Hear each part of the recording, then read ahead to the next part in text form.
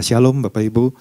Puji Tuhan kita dalam senantiasa hari lepas hari dituntun oleh Tuhan, bukti kebaikan Tuhan buat setiap kita semua. Nah, pesan Tuhan yang kita terima di minggu ini adalah buanglah sampah spiritualmu. Ya, diambil dari 1 Petrus pasal yang kedua ayat yang ke-1 dan kedua. Ya, di depan sudah ada, saya bacakan untuk Bapak Ibu semua. Karena itu buanglah segala kejahatan, segala tipu muslihat, dan segala macam kemunafikan, kedengkian, dan fitnah. Dan jadilah sama seperti bayi yang baru lahir, yang selalu ingin akan air susu yang murni dan yang rohani, supaya olehnya kamu bertumbuh dan beroleh keselamatan.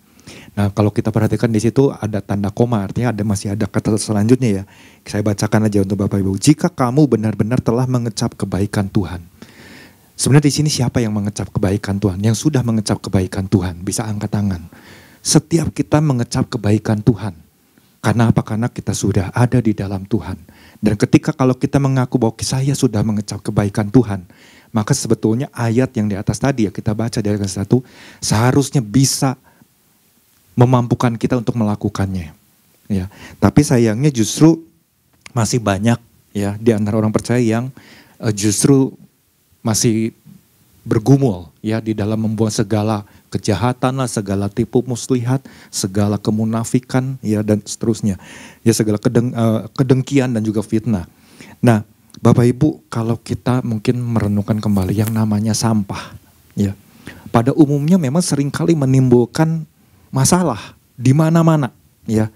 Apalagi kita kan pernah ya di Bandung ini aja kita pernah mengalami masalah sampah. Ketika TPA atau tempat pembuangan akhir waktu itu mengalami longsor yang membuat sampah di berbagai tempat nggak terangkat ya, dan itu menimbulkan bau yang ya aroma yang sangat-sangat tidak sedap, sangat-sangat mengganggu bahkan buat kesehatan kita ya, sangat-sangat tidak baik. Nah itu aja di darat ya, ada yang 2 minggu baru terangkut, itu pun nggak semuanya, ada yang mungkin sampai 1 bulan nggak terangkat, bisa kita bayangkan. Ya, apalagi yang dekat pasar seperti itu. Nah, saya sekarang ini lagi belajar ya, ketika anak saya terlibat ya di dalam satu organisasi yang berkaitan dengan bank sampah. Pemerintah aja sampai memikirkan seperti itu ya. Supaya apa? Supaya kita belajar memilah dan memilih ya. Ada 3 kelompok ya, yang organik, yang non organik, yang masih bisa diolah dan lain sebagainya ya. Kita diajarkan seperti itu. Nah, saya di rumah tuh suka mengumpulkan, jadi ada satu tempat yang bisa memakan tempat, memisahkan yang namanya bekas botol, ya botol minum, aqua, saya bersihin luarnya, saya buang plastiknya, saya kumpulin plastiknya, atau yang misalnya ambil kopi saset seperti itu, bungkusannya saya kumpulin juga, ya, sampai nanti beberapa waktu kemudian saya serahin ke anak saya, terus dibawa ya ke bank sampah, lagi belajar seperti itu, karena apa? Karena selama ini kita sebagai manusia kita nggak pernah mendisiplinkan diri, beda sama di luar, ya. Seperti yang Pak Isa bilang, kalau di luar itu ada garbage day, ya. Ada saat-saat dimana kita diingatkan, oh hari ini akan diangkut sampah, jadi sampah harus dikeluarkan, taruh di halaman rumah, ya. Itu sudah dipisahkan, nggak seperti kita yang di sini yang kadang-kadang kita nggak pernah belajar, segala namanya sampah disatukan, ya. Nah kadang-kadang di rumah juga ya, sampai saat ini juga masih sering terjadi nggak diangkut ya. Nah kalau di rumah itu kan ada taman yang kadang-kadang rumputnya itu harus dipotong ya, setelah 1 bulan dia udah mulai bertumbuh panjang, disuruh potong. Nah yang namanya rumput itu yang dipotong tukang sampah nggak pernah mau angkut ya, harus dikasih tip dulu baru dia mau angkat ya. Nah itulah yang namanya di Indonesia gitu ya.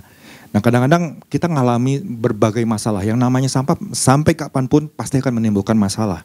Itu di darat. Nah sekarang kalau kita dengar juga di laut pun ternyata ya sampah jadi masalah. Sampai ada hewan-hewan yang terganggu ekosistemnya dan membuat hewan tersebut mati. Dan ketika ditemukan di dalam perutnya ada banyak ditemukan sampah-sampah yang namanya plastik. Sampai pemerintah langsung memunculkan satu aturan nggak boleh pakai plastik dan selain sebagainya. Itu sebagai salah satu penanganan. Nah, apalagi ini yang berkaitan dengan pertumbuhan kerohanian kita. Yang namanya sampah-sampah spiritual ini yang perlu kita renungkan bersama-sama, kita perlu belajar, ya. Nah, pesan Tuhan kan bagi kita kemarin diingatkan, ya. Ini kan kondisi spiritual orang-orang percaya itu baik berupa fisik maupun non fisik, ya. Waktu hari Selasa Bapak Gembala sudah sampaikan buat kita semua. Jadi kalau kita cuma dengar, ya, kalau hari Selasa kita cuma dengar kemudian nggak pernah mencatat. Orang yang mencatat aja, kalau buat saya yang mencatat aja waktu Bapak Gembala sampaikan kata-kata yang disampaikan itu kan yang bagian penting nggak bisa semuanya tercatat. Saya harus dengar kembali ketika muncul di YouTube, ya, supaya bisa catatannya itu bisa sesuai dan bisa lebih dimengerti. Nah, apalagi orang yang nggak pernah catat, mungkin dia cuma dengar, tapi mungkin juga bisa jadi cepat lupa. Ya, makanya penting, ya, penting untuk kita terus belajar mendisiplinkan diri. Ya, nah pesan Tuhan buat kita dikatakan begini, disadari atau tidak disadari Tuhan melihat masih adanya orang-orang percaya yang membiarkan sampah-sampah, baik fisik maupun non fisik, yang masih disimpannya atau disembunyikannya. Padahal semuanya itu sudah seharusnya dibuang atau disingkirkan jauh-jauh. Nah, kita sudah belajar arti dari kata buanglah, ya. Dari bahasa aslinya artinya apa dan sebagainya. Kemudian juga kita sudah dijelaskan tentang dampak-dampaknya. Ya, jelas dampak-dampaknya itu sangat-sangat merugikan buat kita semua. Ya. Nah, kemarin waktu saya mau mempersiapkan ini, terus saya istri saya sempat membagikan satu video. Nah, terus dia bilang, coba tuh lihat nih video ini. Terus saya lihat video ini, saya mendengarkan. Ini ada satu mungkin dokter di klinik gitu ya. Dia selama praktek itu dia membuat satu analisa lah seperti itu. Dia menyusun setiap pasien-pasien yang datang ya sekian banyak, sekian lama, sampai akhirnya dia sedikit membagikan. Ya sedikit menyampaikan, dia bilang begini, yang namanya sakit penyakit itu adalah masalah yang sering kali terjadi dihadapi oleh manusia. Ya. Kadang mungkin kita dengar di dalam keluarga ada yang, aduh iya ini saya ngalami sakit udah seminggu gak sembuh. Atau mungkin saya udah 1 bulan gak sembuh-sembuh. Ada juga yang mungkin 3 bulan atau mungkin 6 bulan. Bahkan ada yang 1 tahun gak sembuh-sembuh. Ya. Nah, selidik punya selidik, kenapa hal itu bisa terjadi? Ya. Kenapa hal itu bisa terjadi? Atau mungkin juga ada juga sampai kadang-kadang orang yang dia punya sakit penyakit yang benar-benar lama, ya, udah bahkan bisa sampai 3 tahun, 5 tahun, sampai 10 tahun lebih, ya, pasti ada sebabnya, ya, pasti ada sebabnya. Nah, apalagi dia katakan bahwa oh ternyata kalau misalnya cuma 1 minggu, 2 minggu atau sampai 1 bulan, ini yang namanya tubuh ini Tuhan ciptakan tubuh ini. Itu tubuh ini jago banget untuk ngobatin dirinya sendiri, ya. Karena ini bukan masalah fisik. Ya kalau yang cuma misalnya kalau flu, udahlah flu biarin aja ntar berapa hari juga sembuh. Ya kadang-kadang kan ada orang yang seperti itu. Ada juga orang yang ngandelin, cepat aja minum obat. Ada juga yang segera, pergi ke dokter. Tapi ada juga orang yang dia mengandalkan kekuatannya. Karena Tuhan memberikan kekuatan itu. Tapi kalau misalnya orang yang mengalami sakit penyakit yang berat, misalnya seperti kanker atau stroke atau mungkin jantung, paru-paru dan sebagainya, kita nggak mungkin bisa mengandalkan kekuatan fisik, ya pasti dia akan segera pergi ke dokter dan sebagainya. Nah, jadi sebenarnya Tuhan kasih di dalam tubuh kita itu self healing, ya kemampuan, ya untuk pengobatan terhadap dirinya sendiri. Tapi itu nggak bisa untuk kita gunakan di dalam jangka waktu yang lebih lama, ya. Makanya kita harus memperhatikan ya baik-baik kondisi tubuh kita ini. Nah, dia bilang begini, yang namanya kanker atau stroke itu kalau diibaratkan di dalam tanaman itu cuma daun-daunnya aja. Ya, cuma daun-daunnya aja. Nah, kenapa hal itu terjadi? Karena sebenarnya ada landasannya, landasan emosinya. Dia katakan seperti itu. Yang mungkin disebut akar penyakitnya, istilahnya seperti itu. Ya, ada akar penyakitnya. Nah, akarnya ini yang harus diberesin. Nggak bisa cuma dibuang bagian daun-daunnya aja. Oh udah selesai. Misalnya penyakit kanker langsung dibuang. Tapi ada akarnya. Akarnya ini adalah hal-hal yang berkaitan dengan yang namanya ternyata emosi. Ya. Nah, sampai akhirnya dia meneliti, oh ternyata yang namanya penyakit salah satunya ya. Karena ada begitu banyak, dia kasih contoh penyakit ini dikarenakan ini, penyakit ini dikarenakan. Nah salah satunya yang saya catat nih, namanya alergi. Ya, alergi itu punya alasan emosi, ya, penyangkalan akan kekuatan diri sendiri. Ya, penyangkalan akan kekuatan diri sendiri.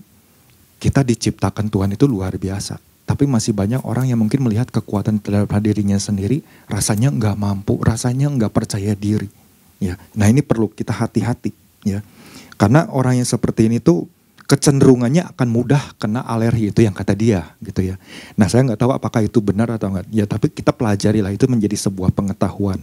Ya, dan penyakit-penyakit lainnya.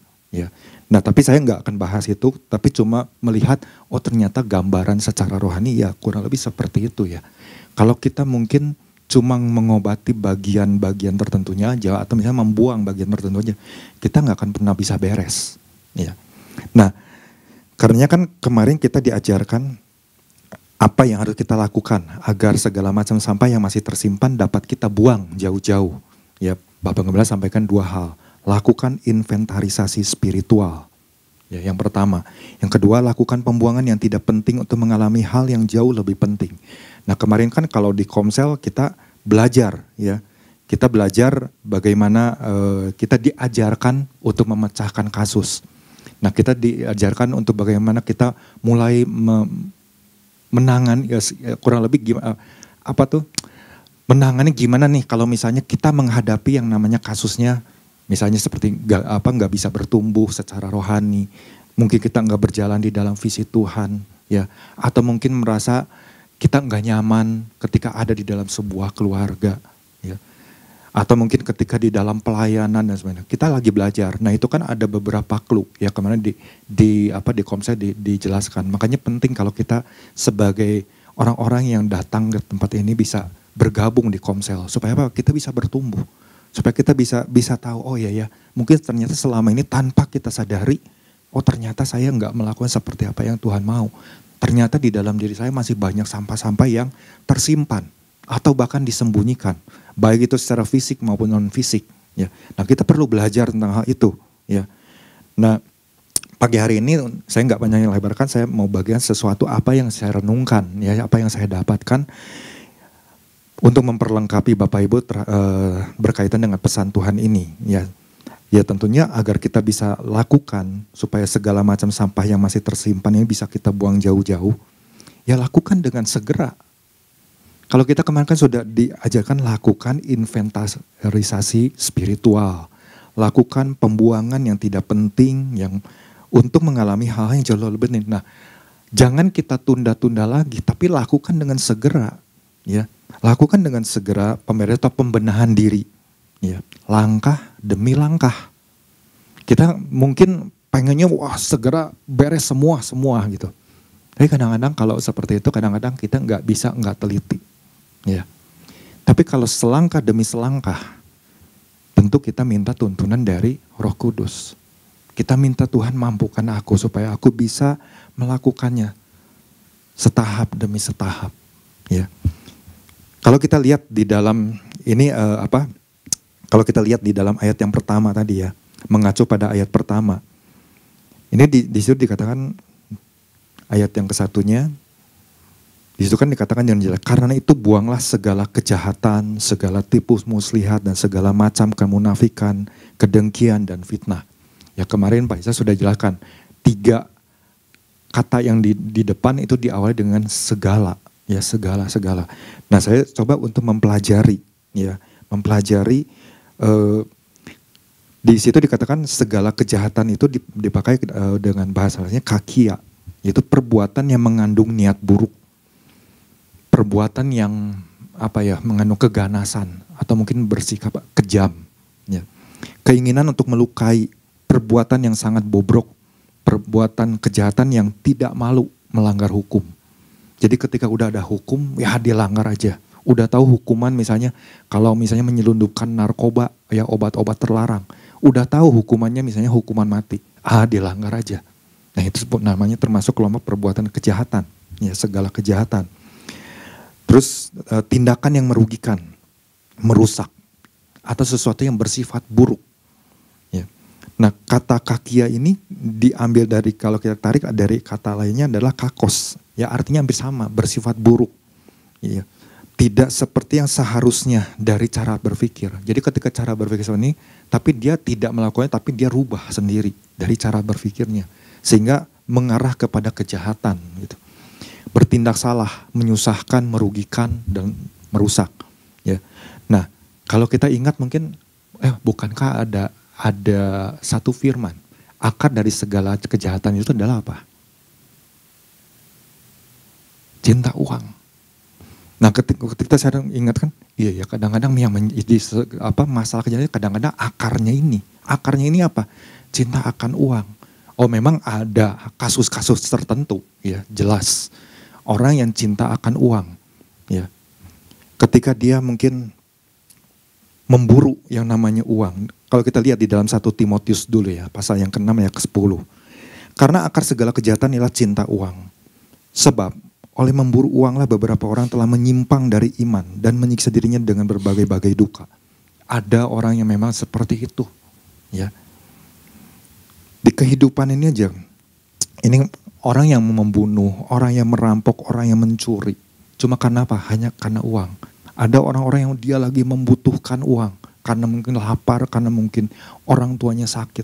Dia nggak bisa bekerja, coba cari lamaran kerja tapi nggak diterima kemana-mana. Sampai benar udah buntu, akhirnya apa? Yang nggak ada jalan lain kadang-kadang yang kepikir harusnya melakukan kebaikan, harusnya bersikap jujur, tapi dia lakukan ya cara berpikir tadi. Dia lakukan yang namanya kejahatan. Wah, udah aja lah merampok, udah aja membunuh, udah aja gabung sama kelompok ini, melakukan kejahatan-kejahatan, ya dan lain sebagainya. Nah, itu yang namanya kejahatan.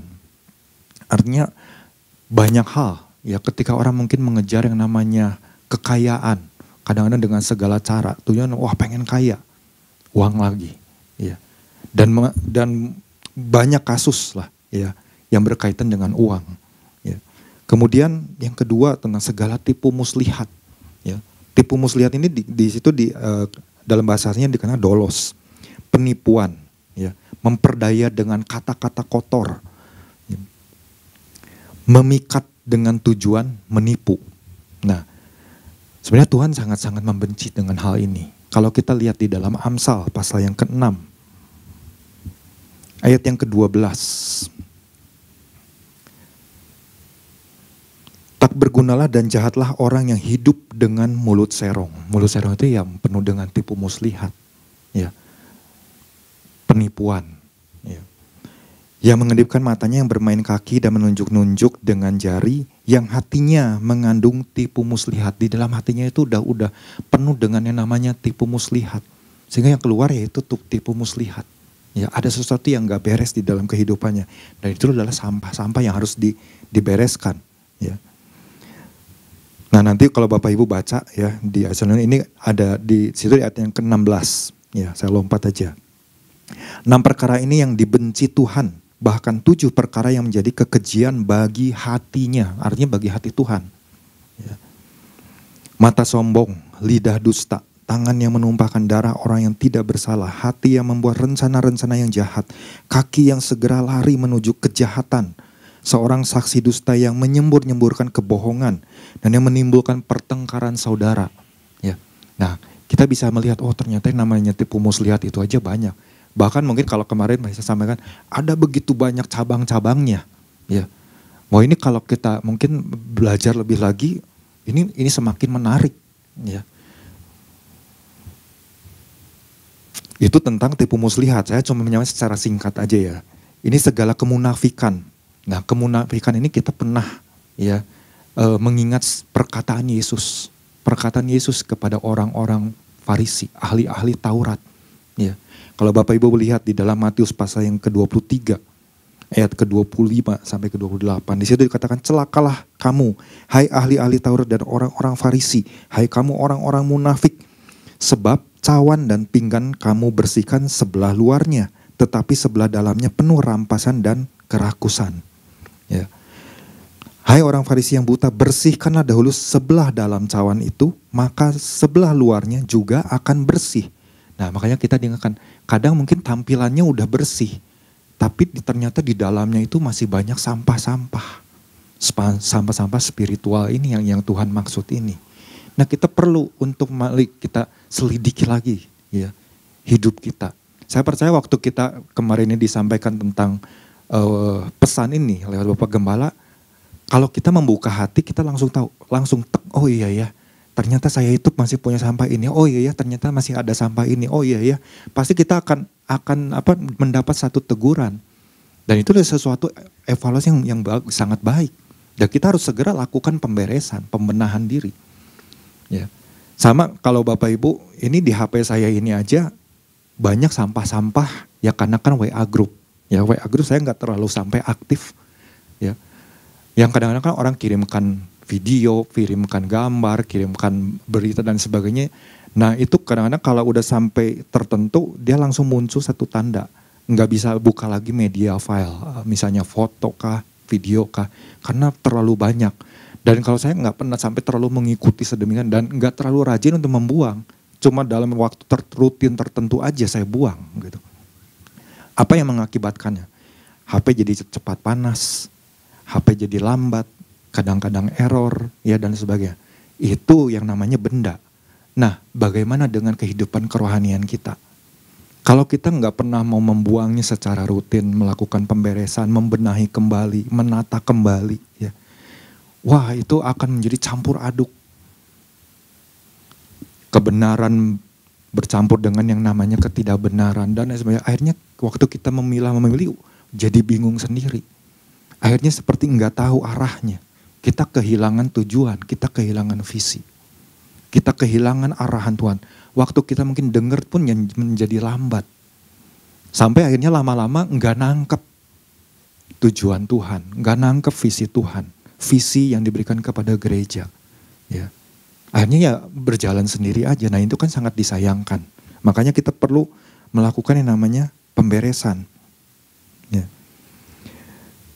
Nah ini baru 3 hal ya. Nanti mungkin yang lekran yang bisa membagikan hal yang lainnya. Ya. Kalau kita lihat ya di dalam 1 Petrus 1 ini ada sebenarnya satu tujuan lain. Kenapa kita harus melakukan pemberesan? Ya, ini poin tambahannya.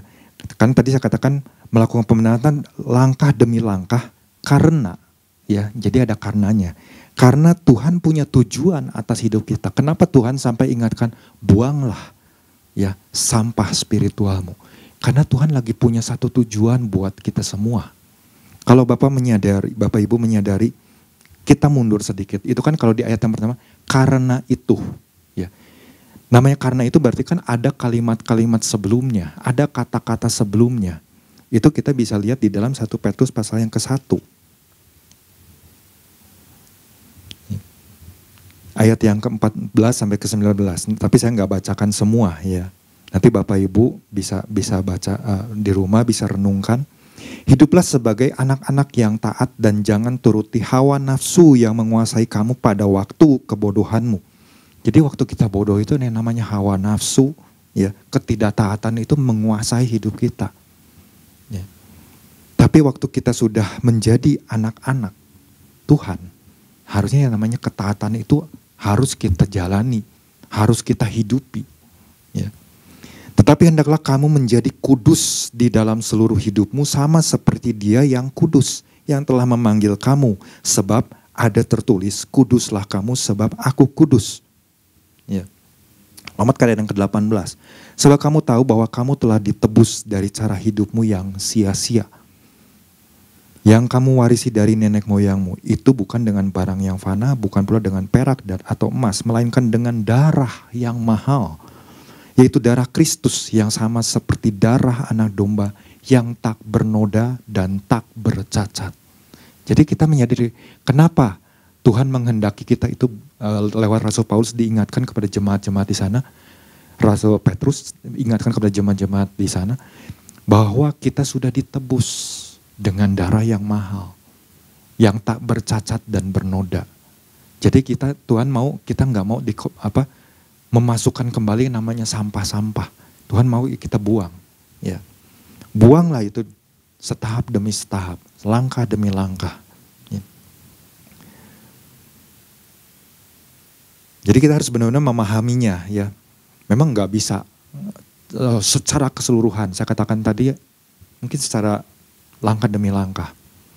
Saya di rumah waktu itu tempat yang dulu pernah dipakai untuk tempo hari kan doa keluarga ya bersama-sama seperti itu udah jadi gudang pada waktu itu, sampai kemudian waktu ada hewan-hewan yang dipelihara, mau nggak mau yang namanya gudang itu harus dikeluarkan semua barang. Kemudian kita menata kembali, mendesain, oh ini mau jadi ruang untuk anak-anak anjing. Harus ditata semuanya, harus ada AC-nya dan sebagainya. Nah itu semua barang itu dikeluarkan, ditaruh di halaman. Ya. Ditutup pakai terpal sekian lama sampai tempat itu beres. Ya. Nah waktu beresinnya itu ternyata wah banyak sekali sampah yang udah enggak yang pada waktu itu mungkin disimpan, wah yalah masih bisa mungkin nanti dipakai atau nanti bisalah dibagikan ke orang dan sebagainya, disimpan, dikumpulin, didus-dus sekian banyak. Ya, sampai ternyata ditemukan, wah ternyata dus itu kan karena hawa udara ya, sampai akhirnya timbul rayap-rayap yang merusak segala macam seperti itu. Yang kadang-kadang waktu kita mau memisahkannya, waduh udahlah langsung dibuang aja seperti itu. Dibagikan ke yayasan, ya baju-baju bekas dan sebagainya itu dikumpulin semua. Ya. Nah jelas itu memakan waktu, ya memakan waktu dan ternyata oh iya ya ternyata kalau kita hubungkan dengan yang namanya kerohanian, iya ya ternyata seperti itu. Kenapa Tuhan mau? Karena kalau kita baca di dalam 1 Petrus 2 ayat yang ke-5 dan ke-6. Di situ dikatakan begini, dan biarlah kamu juga dipergunakan sebagai batu hidup untuk pembangunan suatu rumah rohani bagi suatu tempat kudus, untuk mempersembahkan penyembah rohani yang karena Yesus Kristus berkenan kepada Allah. Ya. Sebab ada terus dalam kitab suci, sesungguhnya aku meletakkan di Sion sebuah batu yang terpilih, sebuah batu penjuru yang mahal, dan siapa yang percaya kepadanya tidak akan dipermalukan. Nah Bapak Ibu, kalau kita renungkan dipergunakan, ya tadi ada yang ke-5-nya ya, dipergunakan. Dan biarlah kamu juga dipergunakan sebagai batu hidup. Artinya kalau ini Rasul Petrus mengingatkan, ternyata kalau Tuhan sudah menebus kita dari cara hidup kita yang sia-sia itu dengan darahnya yang mahal, yang tak bernoda dan tak bercacat, Tuhan punya tujuan sebagai batu hidup untuk pembangunan suatu rumah rohani. Jadi bukan cuma diri kita aja. Ketika kita mungkin di dalam sebuah keluarga, kita membangun satu kehidupan keluarga, rumah, ya satu rumah di mana ada istri, ada anak-anak, itu menjadi dikatakan bagi suatu imamat kudus untuk mempersembahkan persembahan rohani, ya dan seterusnya. Kemudian yang ke-6-nya, ini kan artinya luar biasa. Sebab ada tertulis dalam kitab suci, sesungguhnya aku meletakkan di Sion sebuah batu yang terpilih.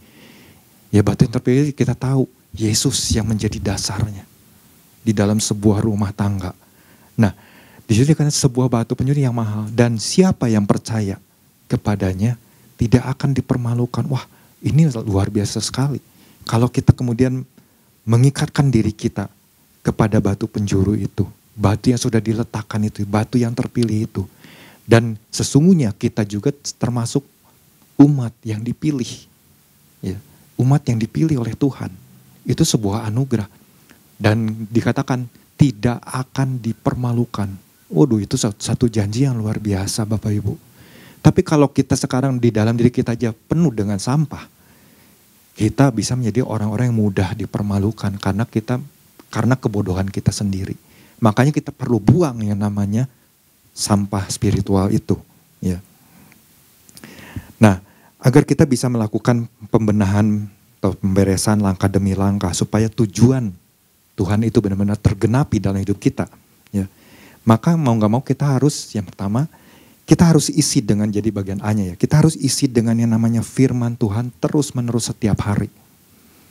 Dari yang mungkin gak ada ruang, tapi kalau firman itu terus mau kita isi. Kita mulai membuka hati kita, melembutkan hati kita. Maka firman itu mulai ada di dalam diri kita. Saya mengibaratkannya begini Bapak Ibu. Bapak Ibu tahu yang namanya bola pingpong ya. Bola pingpong itu kan sangat ringan dan memantul seperti itu, mudah. Anggaplah kita mengumpamakan bola pingpong ini sebagai sampah-sampah spiritual. Entah itu ada rasa marah, kebencian, belum lagi perbuatan-perbuatan yang kotor dan sebagainya. Ya. Nah, ditaruh di satu gelas yang cukup besar, kan ada gelas cukup besar. Taruhlah misalnya ada 10 atau mungkin 12. Itu semua penuh dengan sampah. Kemudian kita isi dengan air. Ya. Kita isi dengan air bersih. Maka pingpong itu akan tenggelam atau mengapung Bapak Ibu? Kira-kira. Mengapung, ya, mengapung sampai akhirnya terisi penuh, terus sampai akhirnya satu persatu bola pingpong itu jatuh, terbuang, dan kemudian di dalam gelas tersebut akhirnya nggak ada lagi yang namanya kotoran. Nah, saya mengilustrasikannya dengan kenapa kita harus isi dengan air. Air itu adalah firman. Kita harus isi dengan yang namanya firman. Yohanes pasal yang ke-1 ayat 1 sampai 5. Pada mulanya adalah firman, firman itu bersama-sama dengan Allah, dan firman itu adalah Allah. Ia pada mulanya bersama-sama dengan Allah. Segala sesuatu dijadikan oleh Dia, dan tanpa Dia tidak ada satupun yang telah jadi dari segala yang telah dijadikan. Dalam Dia ada hidup, dan hidup itu adalah terang manusia. Terang itu bercahaya di dalam kegelapan, dan kegelapan itu tidak menguasainya. Jadi yang tadinya kotor itu dibersihkan oleh yang namanya firman, dan kita harus terus isi. Sampai akhirnya kita benar-benar sadar. Ya. Ternyata ada sampah-sampah yang mulai kita buang satu persatu, sampai akhirnya mulai terisi. Ya. Makanya satu-satunya cara adalah kita harus selalu terhubung. Ya. Terhubung dengan Tuhan, terus berjalan bersama dengan Tuhan. Kenapa? Kalau kita lihat korelasinya dengan 1 Petrus pasal yang kedua ayat yang ke-9 itu kan sudah sangat jelas. Tetapi kamulah bangsa yang terpilih. Ya, kita itu dipilih. Imamat yang rajani. Bangsa yang kudus. Nah, dikatakan bangsa yang kudus artinya kita harus hidup di dalam kekudusan. Seperti yang tadi dikatakan di dalam 1 Petrus 1 tadi. Ya. Tuhan gak mau ada yang namanya kekotoran-kekotoran, gak mau ada lagi yang namanya dosa dan sebagainya. Ya. Ada tujuannya, ya, supaya kamu memberitakan. Nah, kata memberitakan ini kan jelas sekali. Kita memberitakan, kita menyampaikan, kita membagikan, kita memberikan kesaksian. Kita lagi membawa yang namanya keharuman. Nah, kalau keharuman itu ada sesuatu yang bersih, kita menjadi terang. Ya, menjadi terang tentu akan mempengaruhi banyak orang, membawa orang bisa datang kepada Tuhan. Ya, jadi jelas kenapa kalau Tuhan sampai kasih pesan ini yang saya tangkap adalah karena Tuhan lagi kasih tujuan. Tuhan lagi ingatkan lagi, kamu dipanggil itu karena kamu punya tujuan. Ya. Dan Tuhan gak mau ada sampah-sampah ya spiritual. Nah, itu yang pertama. Yang kedua, tertanam dalam pengajaran yang benar, ya, yang benar-benar berpegang pada tuntunan Tuhan dan kebenaran firman Tuhan. Hari-hari ini begitu banyak pengajaran-pengajaran ya, yang bermunculan, tetapi tidak berdasarkan pada tuntunan Tuhan, tapi berdasarkan pada tuntunan menurut pikirannya sendiri, pengetahuannya sendiri, pengalamannya sendiri. Ya. Mulai bermunculan dan itu ternyata sangat-sangat digemari. Ya. Karena kalau ikut Tuhan, aduh banyak aturannya, susah lah dan sebagainya. Nah, itulah kebodohan kita sebagai orang-orang, ya sebagai umat percaya. Ya masih banyak orang yang mudah dibohongi. Tapi saya percaya Bapak Ibu, kalau kita menjadi orang yang setiap hari diisi oleh firman, terus datang cari Tuhan, terhubung sama Tuhan, maka kita menjadi pribadi yang segera menyadari, oh kalau gitu saya harus segera ada di dalam sebuah gereja yang benar-benar mengandalkan pribadi Tuhan. Dan Bapak Ibu bersyukur di tempat ini kita setiap minggu ya Bapak Gembala merendahkan diri mencari perkataan Tuhan, mencari tuntunan Tuhan. Kita harus bersyukur dengan hal itu.